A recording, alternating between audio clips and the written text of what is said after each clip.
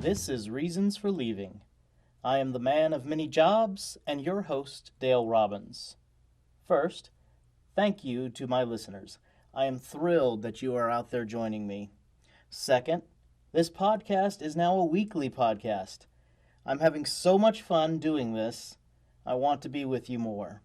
So every Friday is your payday for a new episode. And now for the news. The website FamilySearch.org released a feature that allows users to post an invitation on their Facebook account to see if their friends are related to them. Users report finding relationships with friends up to 14th cousins. And there are unconfirmed reports the tool is quickly growing in popularity in the Southeast United States as a companion to online dating services. The Wall Street Journal is reporting the response made by Mark Zuckerberg to comments made by Apple CEO Tim Cook. In an interview, Cook was asked to comment on the controversy of Facebook's data collection policies. Mr. Cook stated Apple would, quote, never find itself in such a jam. Mark Zuckerberg stated internally, we need to inflict pain. In a Reasons for Leaving exclusive, here is an audio excerpt from that meeting. Here's how you get him. He pulls a knife, you pull a gun. He sends one of yours to the hospital, you send one of his to the morgue. And lastly, Google announced it will cease selling ads based on people's interwebsite browsing history. This led many to celebrate the possibility that Skynet is held at bay for now. Google had no comment on the large bodybuilder in leather seen leaving its headquarters.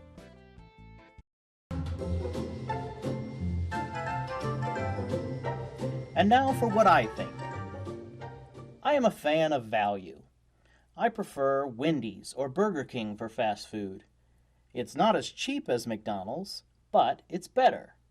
It's not as good as Carl's Jr. or Hardee's, but it's cheaper. If the cheese pizza and the pepperoni pizza are both $5, I get the pepperoni pizza because I'm getting more for my money.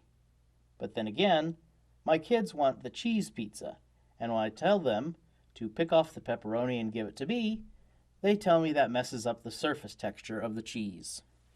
Whole milk is the same price as the other types of milk, so I buy whole milk and add a little water to it. It lasts longer that way, and in the long run, I pay less per gallon.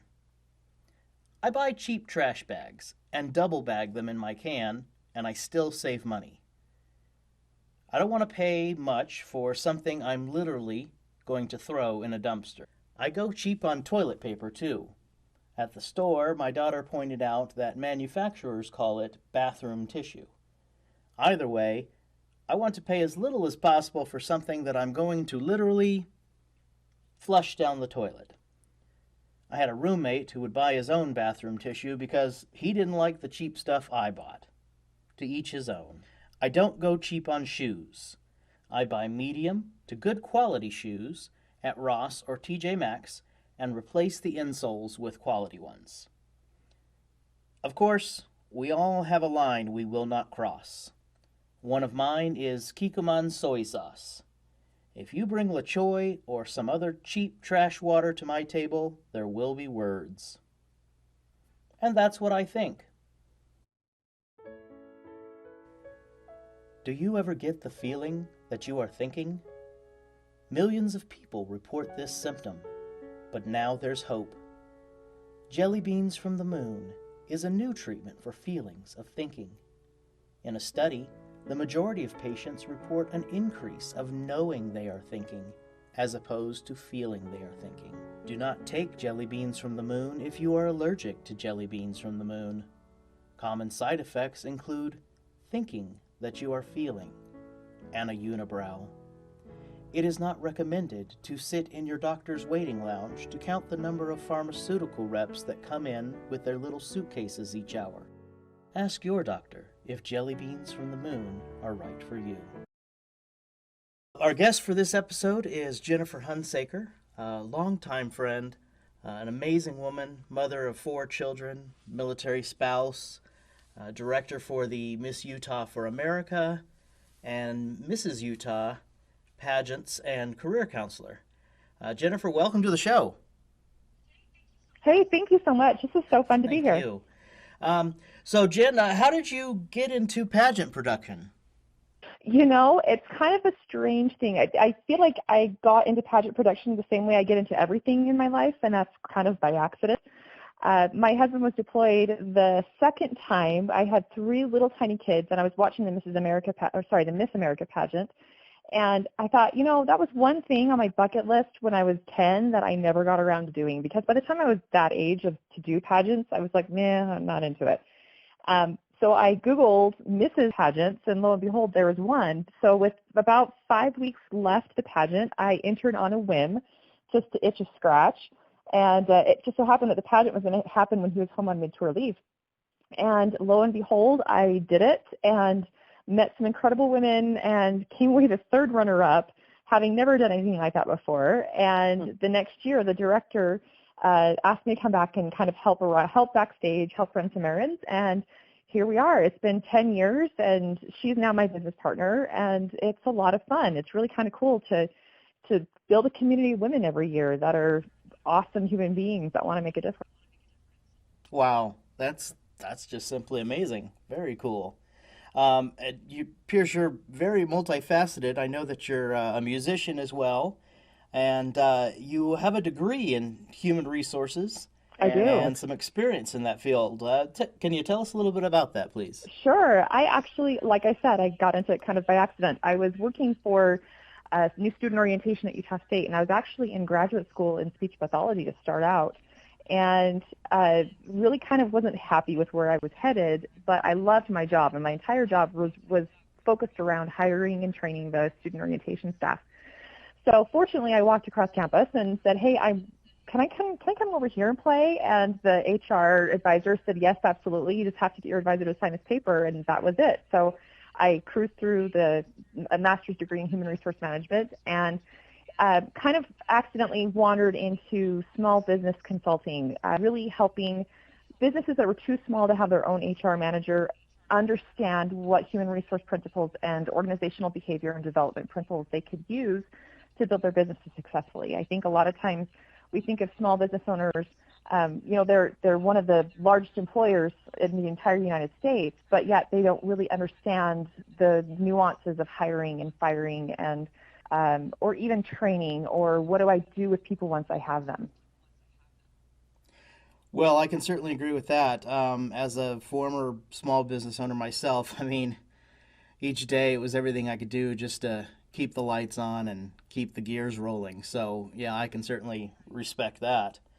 Um, you're also a career counselor. And, I have a resume. Every time I show it to somebody, I get conflicting feedback on that. It's too long, it's too short, too much detail, not enough detail. It can be so frustrating. But the question I have never asked is, in general, what are just a few universal details on what HR professionals and career counselors agree on for a good resume? I think one of the big things is that your resume has to be readable. You hear all the time, your resume has to reflect the job that you want, but you don't always hear that your resume has to be readable. You have to understand that human resource professionals, hiring managers, even the secretaries that are a lot of times involved with resume intake, they're human beings. And so if you give them something that when you look at the paper, you're like, oh, crap, I got to read a whole ton of words to be able to unearth whatever it is that somebody is trying to tell me, well, we don't want to do that. I spent some time in content marketing, and the thing that I always tell you is that you want lots of white space, and you want something that you can skim and get the general idea. So I think a lot of times, universally, you don't want to make anybody have to work too hard to find out what it is that you can really do. So you really want a resume that you can skim and get the general gist of, that doesn't make you want to tear your hair out on, if in case your resume happens to be the 500th, they have to see that day. Well, that's a good point, good perspective on that. So, I mean, if you're going to err on one side, less is probably the way to go, but the words that you are using should be highly descriptive of who you are and what your background is. Absolutely, absolutely. Well, and there's something to be said about having a basic resume that has all of the information that you could possibly use to describe yourself, all of your education, all of your experience, all of your volunteer experience and your skills and things, and then going through and paring it down based on whatever it is that you're trying to apply for. So if you are an intelligence professional, let's say, that you're trying to work for a government contractor, you would have a very different resume than if you were trying to get a job teaching in a school. So you've got to be able to have a little bit of flexibility to go through your experience and say, okay, they don't necessarily need to know about my 15 languages and my 25 years of experience here, but they definitely want to hear about this piece. That's a good point. I mean, I'm 42 years old and I'm job searching right now. And so obviously my total experience is going to be pretty long, but I don't think my bartending in college may be that pertinent.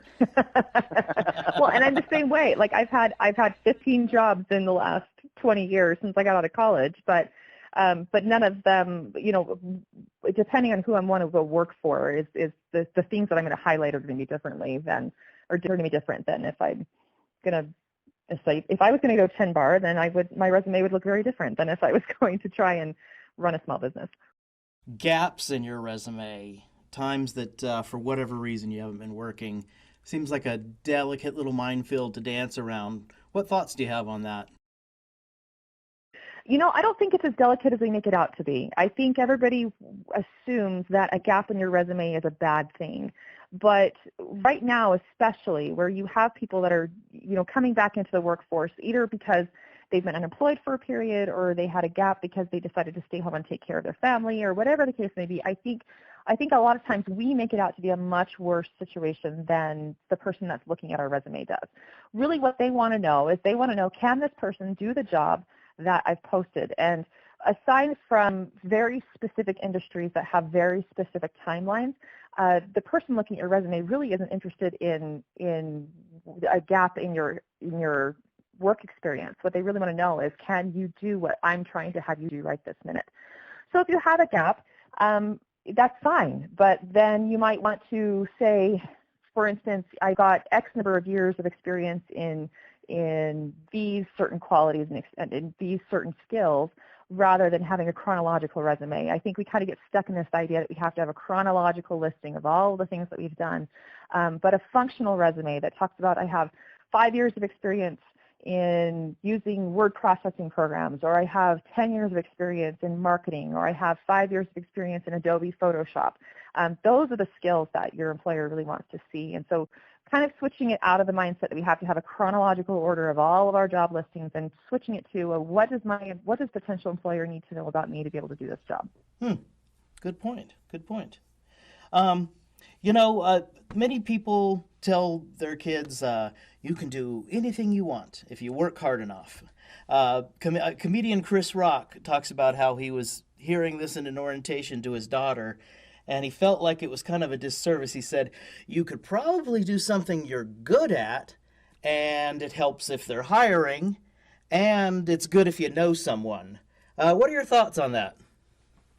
I think it's interesting. When I now in my current life, looking back, I think a lot about that, about this whole notion that you can be whatever you want to be. But in all actuality, there is kind of a confluence of events that have to happen in order for you to achieve whatever career goal it is that you're looking to achieve. I wanted to be a surgeon when I was young. That was my whole life's purpose. I was going to go repair cleft palate in the jungles of South America. Like that was it for me. Right on. But when it came down to it, when I actually sat down, did a little bit of research, and understood what it was going to take for me to get from here to there, then I had to account for, well, how much debt am I going to have to do that? How much time is that going to take? Am I willing to make some sacrifices in my family life in order to make that happen? And so there's kind of a elimination process that happens the more we look into it. So my feeling about it is that if a kid especially wants to be an astronaut, it's like, great. You know what? Here's what it takes. And you can actually look. There's actually some really great resources online that you can look what it would take to become that thing. But in actuality, what's happening now is that career counselors in particular are not trained to ask, what do you want to be when you grow up? It's what do you want your life to look like when you grow up? And so it's a little bit of a subtle shift, because suddenly it's like, well, I want to be a doctor, but I don't necessarily want to go live in the jungles of South America at 43 years old. So you can kind of start to look at your career not as the end-all and be-all, but as a portion of your life rather than the only thing you'll ever accomplish. That's actually a really good way to look at it. I want to be a doctor, but I don't like blood and things like that. I want to be a doctor, but I really hate the idea of cutting into people. Well, then you probably should be a doctor.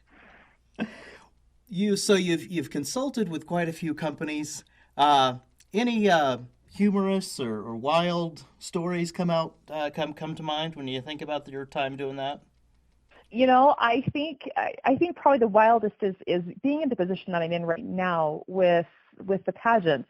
I didn't think that there would ever be a time in my life where I would have to have conversations about butt glue and chicken cutlets in your swimsuit. It's one of those things that's surreal every single time I do it, and I'm like, wow, this is really my life. Part of my business is how to teach you not to have your swimsuit right up on stage. And the difference between a nude shoe on one person is not the same as a nude shoe on another person. So I think probably my wildest stories come right now from this experience I'm having. It's just such a surreal thing to be in an event production business that deals in butt glue and chicken implants. Oh, something you thought you'd never hear yourself say. Never. There's a whole host of things that you never thought you'd say as a parent that, well, I say a lot of those to my contestants. Yep. Now, Jen, do you have a website for yourself that you want to tell people about? You know what? I'm on Instagram. I'm under Jen Knows Everything. It's kind of a little wink and a nod to a really good friend of mine that used to say that all the time, that I knew everything and she was always right. I don't actually know everything, but I know a little bit about a lot of things. So that's where you can find me, is at Jen Knows Everything on Instagram. That's awesome. Well, Jen, it has been an absolute pleasure having you today and catching up and having you share your experience with you. Appreciate it very much. Hey, thanks so much. This has been fun.